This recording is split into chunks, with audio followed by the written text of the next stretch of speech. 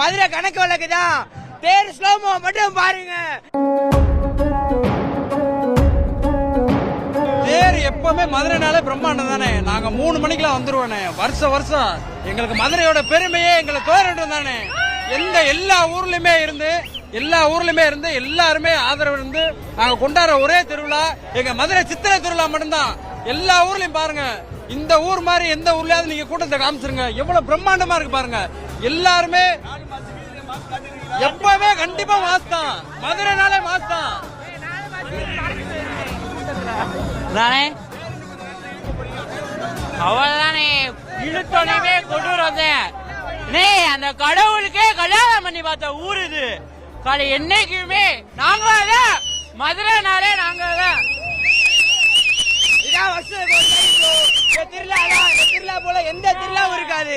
மதுரை கணக்கு வழக்குதான். பேர் ஸ்லோ